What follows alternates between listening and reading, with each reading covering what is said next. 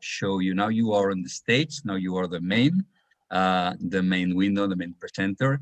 And just give us a second because we have to add rights to the And you want me to share my screen, correct? Yeah, you should be able to. If I'm not wrong, I think you will have rights too. Let's see. Yeah, there it is now. Okay, so just while you are sharing, just give me a second. I will present you in Spanish and explain people how to handle the interpretation. Okay. Bueno. Los que estuvisteis en la sesión de ayer lo podéis ver abajo, en los controles que tenéis abajo, en los iconos, hacia la derecha tenéis como un globo, una bola del mundo que pone interpretación. Dentro de ese icono, simplemente clicando, os va a permitir elegir si queréis escuchar la versión original en inglés con Carolyn April o la traducción simultánea que tenemos profesional, que además es magnífica y casi mágica porque ya lo veréis, es muy complicado su trabajo, así que tenéis la posibilidad. Yo sé que muchas de las personas que estáis aquí habláis un inglés excelente y además os gusta practicarlo. Si preferís quedaros en el canal en inglés, fenomenal, o pasar al español y es simplemente una elección vuestra. Carolyn es la directora senior de análisis de la CompTIA. La CompTIA, para poneros un poco en situación, es una organización a nivel mundial. Empezó siendo la patronal de las compañías de venta de tecnología en USA, en Estados Unidos. Creció enormemente, y cuando digo enormemente quiero decir que a unos niveles y en unas dimensiones que por aquí ni nos podemos imaginar. Empezó hace unos años a crecer en diferentes países. En Europa primero aterrizó en UK, que era un poco el más cercano, pero está en muchísimos otros países, tanto de Europa como de todo el mundo. Yo tengo relación con ellos desde hace mucho tiempo, una relación cercana, hemos estado en eventos suyos, ellos en nuestros, somos un poco algo así como sus representantes informales en España, y es una organización mundial, ya digo, como la patronal de la venta de tecnología, que a mí me gusta mucho porque, aparte de ser muy representativa, entiende muy bien cómo funcionan las compañías, pues como las vuestras, porque son sus socios y tienen una forma de pulsar su conocimiento, su opinión absolutamente cercana con ellos. Y hemos pedido y tenemos la suerte de contar con Carolyn hoy porque ella es un poco la directora de todo, de recoger todo ese conocimiento práctico de empresas como las vuestras a nivel mundial, juntarlo, y hoy un poco nos lo va a explicar. Con lo cual vamos a disfrutar de lo que tiene que contarnos, elegir el canal que queréis Carolyn, I presented you. I said you are great. I talk a lot about CompTIA. I don't know what you said, but I hope it was nice. I explained in Spanish, so I guess you probably didn't get it. Basically, CompTIA is an organization with which I'm having a long relationship with a lot of appreciation, mutual appreciation. I admire a lot since it was only in USA, and having a long and deep relationship, and this is because I really appreciate a lot what CompTIA is doing, and one of the things I appreciate a lot of your organization is the capacity that has to really touch what is happening in the industry from the people that are really making the industry exist, and having you today to talk about that, I think it's a great pleasure and a great opportunity to really touch reality. And this is it. It's your turn. Okay. Let me first ask you if the slides are showing normally to you. No, right now we are seeing the presenter's view. You are, okay. Let me fix that, and then we can move on to the show. How's that? That's great. Perfect. Okay, I mute myself. Terrific. Okay. Well, thank you so much. I'm happy to be here. I wish I'd brushed up on my Spanish. which is very rudimentary. Hopefully the translator can keep up with me because I tend to speak fast, but I'll do my best to be a little slower, and thank you for doing so. As we've said, I am from CompTIA. I work in the research department at CompTIA, and today I'm going to talk a little bit. I know this is a bit of a truncated format. It's shorter than usual, so I've cut my He presentation. tenido que reducir mi presentación a la mitad para poder cumplir con el tiempo. Normalmente tenemos 10 tendencias para el año que analizamos. Hoy lo he reducido a 6 o 7 tendencias. Vamos a ver en qué situación está la industria, porque estamos en unos tiempos muy raros a nivel mundial con esta pandemia del coronavirus. The pandemic, but it's also the elephant in the room, to use what might be an American idiom, I don't know, but it is a reality that we all have to think about. So when we did this study in December of last year, collected the data, that is, the pandemic hadn't even happened yet. And then all of a sudden, boom, it did in February. But we still think most of these trends are extremely relevant, and we'll try to look at them through the lens of hopefully optimism and getting better. We've got a presidential inauguration going on in the United States today. So that's kind of, I don't know if my friends here in Spain care about that, but it's an interesting time, and we're looking forward to some change. So let's talk a little bit about the industry itself. So my agenda today is kind of to give an overview of the IT market globally, very brief, some of the expectations that our solution providers and MSP partner respondents to our study predicted for their 2021. And then we'll dive into a couple of trends that we at CompTIA see for what is going to be important looking ahead into 2021. I'll make these slides available. I just want to make sure that you all know that. So if there's additional questions, you can always, find me later or contact Chris, who I think is your contact at CompTIA, and make sure that you get additional information if you need it. So let's take a look at the global IT market right now. It's estimated for this year spending to be at 5 trillion. That is down. Last year it was 5.3. It's down for obvious reasons. We've had, sort of a reset because of the pandemic. But this is the distribution of spend that we're seeing. And this data is not CompTIA data. I want to make sure I point that out and give proper attribution. But this is from IDC. And, clearly the US market still is the largest area of spend for technology products and services, but we're seeing a lot of growth in Asia Pacific, and obviously EMEA is holding very strong as well. And we anticipate that number of 5 trillion will, as soon as this pandemic and we're all getting vaccinated or whatever we decide to do is over, that number is going to revert back to 2019 and hopefully beyond that. So that is good news. So we're in, like I said, we're in an unusual, unique year right now that doesn't represent probably where we would have been if this pandemic had not happened. So for this study, just to give you a little methodology background, we do this every single year. And we do send out a questionnaire to people in the channel. So, diferentes personas en el canal, de proveedores de soluciones, MSPs, consultores que trabajan en el canal, que trabajan con diferentes modelos de negocio, y les hacemos una batería de preguntas. What they worry about from last year, what they worry about from the upcoming year, what they're happy about from last year, what they're not so optimistic about. And these are some of their answers. So we asked them, what's going to impact your growth in 2021 and the entire market's growth in 2021. And these are fairly obvious answers.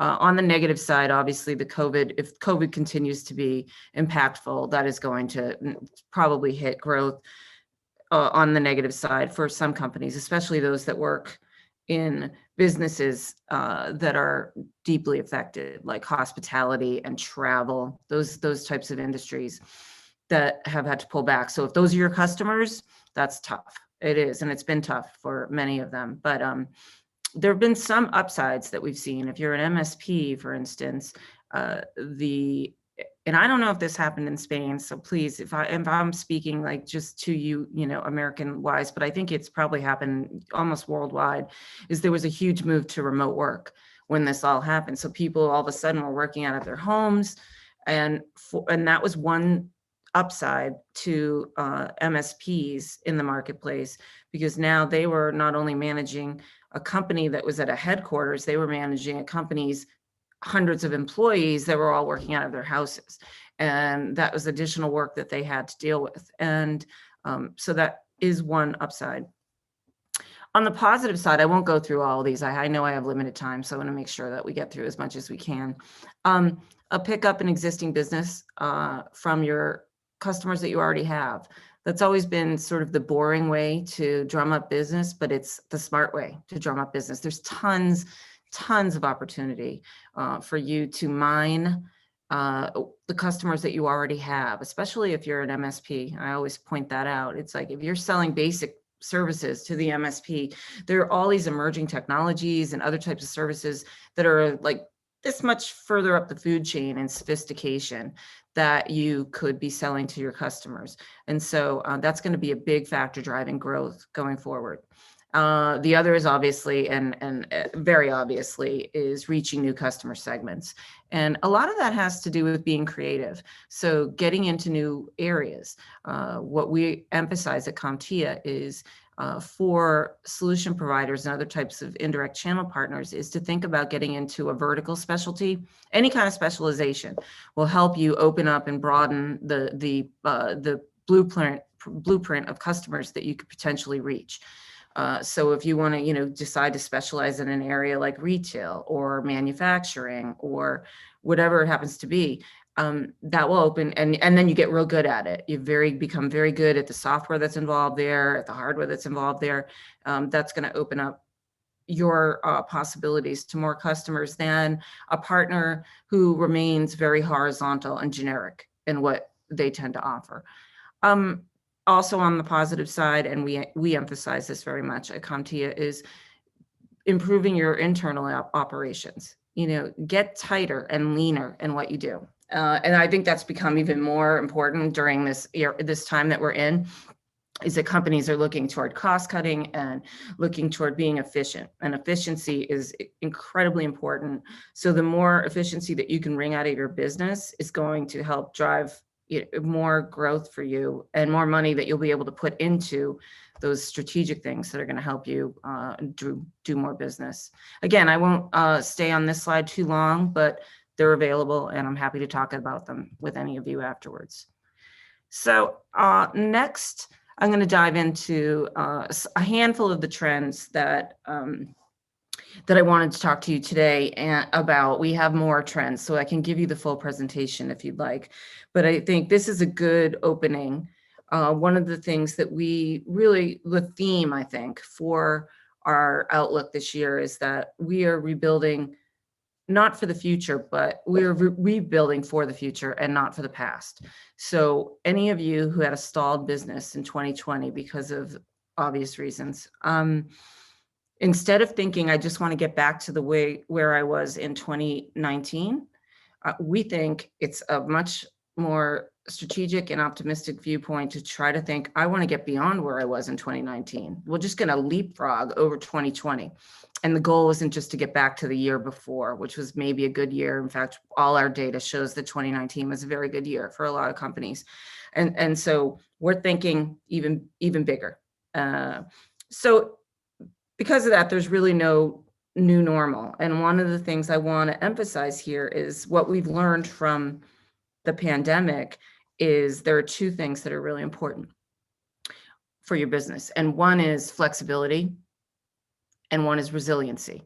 The first one is being able to deal with a unexpected crisis and not fall down.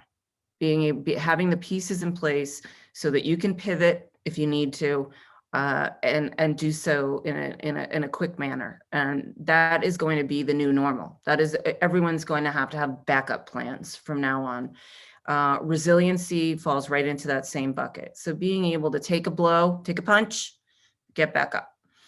This is the way that companies are going to have to. Good companies already did this, but many didn't. Many were very comfortable in the way that they ran things and did not plan effectively for an unexpected problem, crisis. And nothing has shown us more how you need to really have those sort of plans in place than what we've gone through in 2020. So we're not going back to the way it was. And that's the thing that we want to emphasize. We want to look toward the future and re-architect the way that we do business effectively for what that future is going to look like, because we never know what's going to come around the corner. So I'm going to, every trend, I've got a little data to go along with it. So this is one of the questions that we asked about budgets for this year, where we said, what does your budget look like going into 2021? And as you can see, most companies are being relatively cautious, more than relatively cautious, with almost 6 in 10 saying that they're just going to keep their budget the same. I thought that was fairly optimistic, though, because given that what we've been going through, many companies have really pulled the brakes on spending. So I will take that as good news that they're not cutting as much as I thought they would be cutting in 2021, but they are keeping things at the same levels that they were spending last year.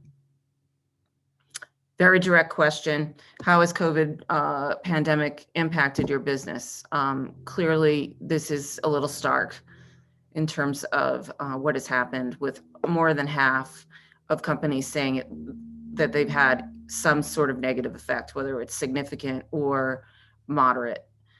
So that's bad news. One of the things that's, many partners are, most partners are very small companies themselves who serve very small customers themselves.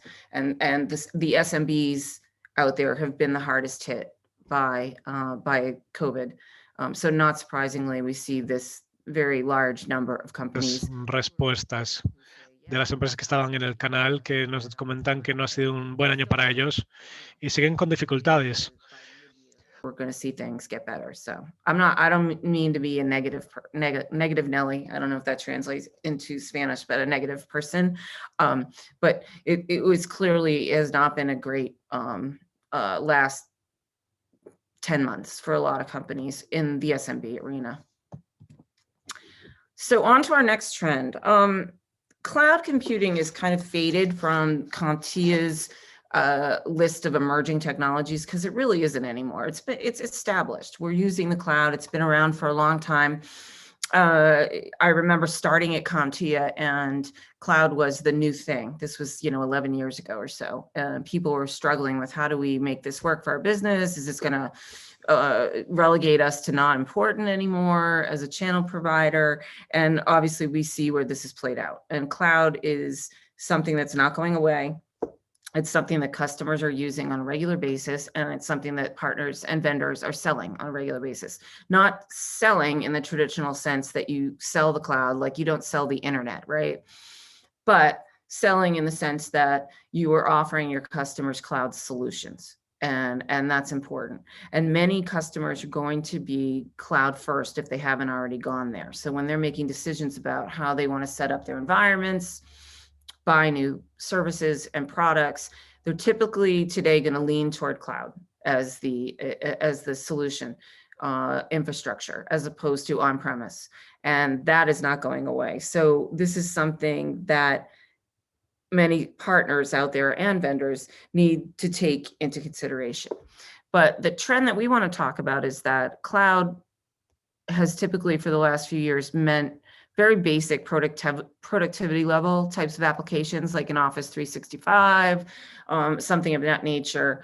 What we are advising customers to do, or partners to do today, is to think about upselling and selling more sophisticated types of services. There's tons available, from data analytics to some of the emerging techs that now can live in the cloud. So let's take cloud to the, beyond the fundamentals and up the next level, so up the stack. And that's where the money's going to be. That's going to be more lucrative. And your customers are going to be receptive to that. So they're really, they're looking for what's the next step. We're not just looking for infrastructure in the cloud. We're looking for applications in the cloud. And we're looking to move our services up. So keep that in mind as you're thinking about the way that you talk to your customers.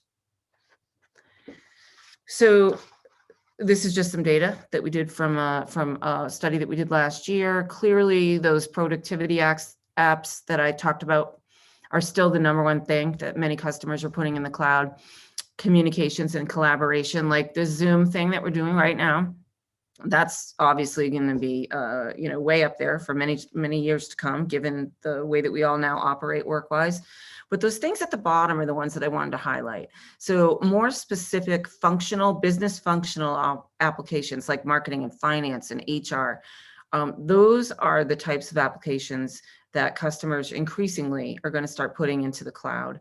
So if you're selling those types of applications, that's the kind of conversation you want to have with your customers, that it doesn't have to be an on-premises conversation. It can be, we can do this from the cloud. And if you're a vendor, make sure that your products in these particular areas, marketing, finance, HR, and others, this is not exclusive, are also offered as cloud solution.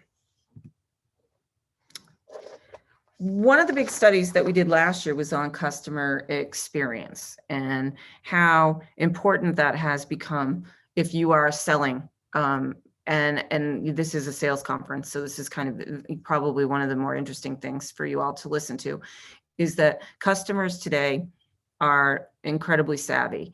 The customer you sell to today isn't necessarily the IT manager anymore. It can often be a line of business buyer, someone in marketing, someone in HR, who has a very different mindset about what they want to hear in a sales conversation. They're not their eyes glaze over when they hear you start talking about speeds and feeds and, bells and whistles that are on the particular product you might be selling or the service you might be selling. But they do want to hear the business conversation. They want to know, how is this going to help me A, cut costs, B, drive revenue, C, do something else that's very specific to their department. And they also want to be able to engage with you in the way they want. And that's what I mean by customer experience. So we live in an era where it's not just, I call you up on the phone and try to sell you something. We live in an era, obviously, of social media, various myriad types of communications vehicles that we use. And we also are multi-generational in our workforces today. So what the 50-something, to date myself, person wants, their manner of wanting to communicate with a potential provider is going to be very different than a 30-something or a 20-something. And so you want to make the experience very variable based on your audience, and one that customers are going to, it's a way to attract customers and keep them. So it's not just the selling part, it's also the management and support part. So how you deal with customers who are having a problem, the technical support problem or business support problem, whatever it happens to be, being able to offer them multiple omni-channel types of approaches to how they deal with you. One of the biggest complaints we always hear is when we ask customers, what is the reason you don't want to do business with a company? And it's usually they're hard to do business with. And that sounds so simplistic, but it's so true. Or they had one bad experience where someone got on the phone and they had a question and it just was difficult to have, they were, going through 8 different layers of support just to get what they wanted answered. And they just gave up, they're like, we're done. So I think a lot of channel firms are waking up to this, and they've been improving their customer experience process over the last few years. And these are some of the things they've done. This is direct data from a study that we did last year that I just referenced. They're retraining their technical staff, and they're retraining them to be more customer facing. I'm going to talk about this a little later in the presentation, but to have soft skills, to understand how to talk to a customer, so they're not just cordoned off behind the help desk wall and they aren't customer facing, and they need to be customer facing. The other thing that I'll highlight here, and again, I'm not going to go through every one of these, but is you're having that multi-device, omni-channel approach to working with customers the way they want. So some don't want to talk to you on the phone. They just want to be able to give you a chat, chat with you in instant messaging, get an answer to their question, whatever it happens to be, and they want to be engaged with in different ways. And it's important to understand that the world has changed and we no longer interact with people in a singular way. And then the last thing I'll point out is website redesign. This sounds so obvious, but I've been covering the channel for longer than I care to admit. And I have seen very little change to the static websites that a lot of small partners have to this day. And they're often so difficult to read and look at and understand what the company does. So if you're a managed services provider, already a bad term that we've tried to figure out how to change because it really doesn't describe anything about what you do, right? But websites don't reflect what you do either, a lot of them. So one of the things that we are seeing finally is that many solution providers are finally taking customer experience seriously and marketing seriously and interaction seriously. And they're starting to redesign their websites to be able to deal with customers in a way that we know what you're doing when the customer comes to your website. You're a specialist in this, you're a specialist in that. And then also being able to engage with the provider in any way that a customer prefers. So that's really important as well. So another interesting thing that's going on with the channel is that the dynamics between the vendors and the channel indirect partners are changing. So I said I've been covering the channel for a long time. I have. So back in the day, if you were a partner, your whole go-to-market strategy was aligning yourself with a particular vendor. And at the time, now we have 1 million because we're in an as-a-service world. So, but at the time, you kind of were an IBM partner, an HP partner, a Cisco partner, and you identified that way. You identified by what tier in their partner program you were at, and you stamped how certified you were in that vendor's program on your business card, for those of you who still carry business cards. And that was the way you went to market. It wasn't about your business. It was about your expertise with your vendor. And that's what you're selling. And largely this was in the hardware world. That's different today. The cloud has blown that up completely. And so now it is really incumbent upon channel partners to really brand and go to market as themselves. No offense to vendors out there. It really isn't. The vendors still matter, but a lot of your products and services that the partners use are abstracted from the customer because they're not doing on-premise engagements anymore as much. So a lot of it's in the cloud. And so going to the customer and having a business conversation, because like I said, a lot of the buyers today are line of business and they're not in the IT department. They don't want to hear that, oh, we're using, Cisco networking in the background, or we're using, IBM servers or whatever it is. Customer doesn't care. So today, the dynamic between the vendor and the partner, where it used to be very much hierarchical, the vendor ruled, the partner, the distributor was in the middle and the partner lived here and was almost an extension of the vendor in terms of sales. Now the partner has a lot more leverage in the marketplace, and that's a big change. So we did a qualitative study, not a quantitative study, last year of re-examining this relationship, partner-vendor, because it's no longer unbalanced. It's really more balanced. And we asked a bunch of executives in the vendor world and in the partner world, what they thought were important elements of redefining these relationships. One was just general definition. So, refine what it means to be a partner and in a vendor relationship. So, and reflect that across all the stakeholders. Collaboration across all the elements that are involved in a partner relationship with a vendor. No longer be dictated by a vendor, but actually something that you do in conjunction with one another. So partners you know, they dictate some terms about recruitment and onboarding and management. And these are things that we're seeing happen with more progressive types of companies. Partner programs, that's a big thing that's going to change. With all of the as a service type companies, SaaS, there's so many SaaS providers out there right now, and they're trying to figure out how to build partner programs. And what partners want today are not the same things. We've done studies. There are certain elements that used to be table stakes in partner programs that partners today are, I don't really want that or need that. You know, they're not interested anymore. So I've seen with vendors, there's a serious reevaluation of what a partner program looks like. You know, we may go away from that tiered, you know, silver, gold, platinum type of structure that we've had and seen forever. And the types of benefits and incentives are going to change. So that's very interesting. And we're going to see that happening for quite a while now. It's always difficult to right a big ship, right? So it's going to take some time. The ecosystem is very different. I've mentioned the SaaS providers, but you know, we have so many different types of, when someone says, what is a channel?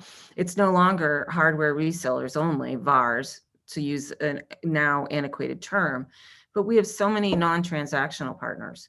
So those that are strictly influencers or referral types, or one of the biggest things we're seeing is a burst in business consultants who don't take title to any product or service, but they do recommendations and they go in and they help their customers make decisions about technology, but they don't then sell them any technology. The customer then goes out and sources on their own. And that's a very different ecosystem for vendors to deal with. And then finally, when you're talking about working with a vendor, you need to measure the success. Without metrics, nothing that anyone does, either the vendor changing their program, the partner making different types of demands, and then finally, you know, the customer and its own influence. If you don't have some regular measurements you do, whether that's quarterly business reviews, you know, customer satisfaction surveys, vendor and partner satisfaction surveys, then none of this matters, because then you don't have any idea what the ROI is on anything. So very important stuff. So no discussion of trends. I'm going to look at my time here now, how I'm doing. I might be a little over, so I'm going to go quick, and let me know if I need to cut it off. Really no discussion of trends could be, it would be remiss if we didn't do a talk about cybersecurity. And one of the things that we've noticed, I'm not the cybersecurity expert on our staff. My colleague Seth Robinson is, but zero trust, for those of you who know that term, is the way that the future is going to be. It means, and it's sad to say, but basically trust nothing. And always be not just thinking about securing your perimeter, for instance, but don't trust your employees, not because they're bad actors, but because they make mistakes. And so human failures within an organization on the inside can be just as much, if they're probably more of a problem for security than things that might be attacking you from the outside. So these are just some of the things you should think about, and that companies that we talk to are making priorities when they are doing their cybersecurity initiatives. Compliance obviously is a big one. Workforce education, that goes to the point that I just made. Humans make mistakes. Humans do stupid things. Happens. They click on the wrong attachment. They do. These seem like very obvious things, but they can be very harmful to an organization. So companies need to be smart and do training. I know at CompTIA, we do internal training all the time. We have fake phishing emails that our IT department sends out. And, you know, you end up on the naughty list if you clicked on it. And so these are the types of things that companies need to really think about. I won't go through all of this. I'm going to try to keep with the time here. But again, slides available. To keep with this theme, though, MSPs are building much deeper cybersecurity expertise. They've realized that any MSP, even the most traditional, needs to be versed in security. You can't go to market and not say you have some sort of security portfolio, even if those are the basics, AV, firewall, that sort of thing. But more and more MSPs today are deciding to take this up as a complete specialty. And you know that the acronym MSSP. For managed security services providers, which is a tongue twister for me. And we have seen an influx of companies making that transition and making security really the thing that they offer. And I know this is a busy slide, but we asked those who are specializing in security what they offer. And clearly, like I mentioned, they have to offer those table stakes items that they're very top of the list. But most traditional MSPs don't offer a lot of the things that are on the bottom half of the list, but the security specialists do, whether that's ransomware protection, penetration testing, compliance audits and governance, and cyber insurance. These are the types of sophisticated, like up the stack types of security offerings that you need to put in your portfolio if you want to go to market as a security expert in the partner arena. And then finally, we do some studies around technology professionals. And one of the things that we found is the days of being stuck in your cubicle, either coding, doing software development, or working on a help desk and never talking to anybody all day, that is over. And hiring managers today are looking for individuals who have soft skills, even though they're in the technology realm. So you want a network engineer who can write effectively, communicate effectively, manage a team effectively, and talk to customers. Those are all important. So soft skills, some people don't like that term. We can, whatever you want to call it, professional skills. I've heard that terminology as well. These are going to be increasingly important. So if you're out there trying to look for a technology job, brush up on these basic skills. Be able to speak in public.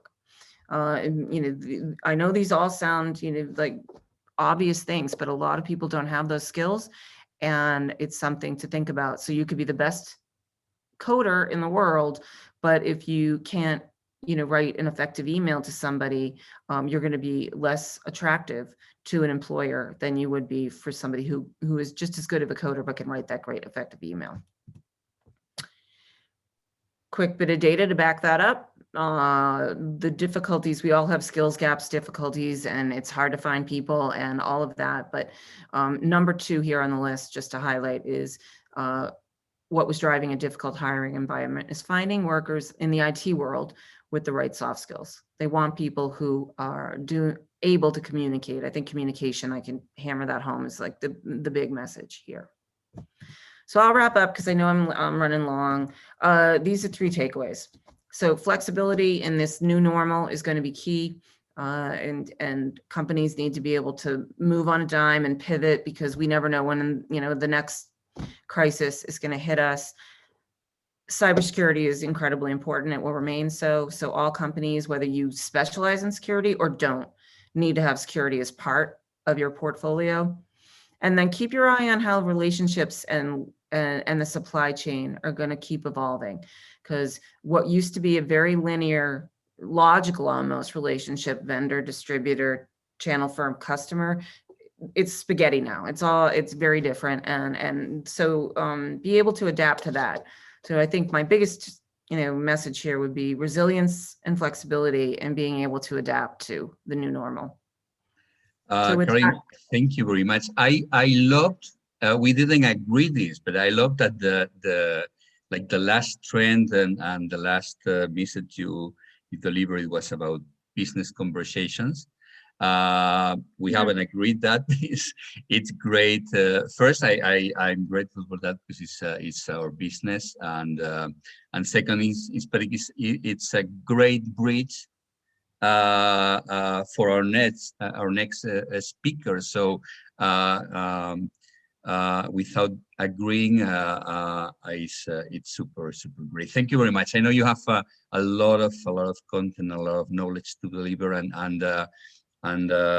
virtual event is always stretching a bit the time, and I know it's difficult when you know so much to to squeeze it a bit, but I'm super grateful. It's good to get me to talk less, I think, sometimes. So yeah. I felt you were passionate about what you were explaining, and I think knowledge plus plus passion is something that is magic, and I'm grateful for that. So thank you very much for this time you being sharing with us.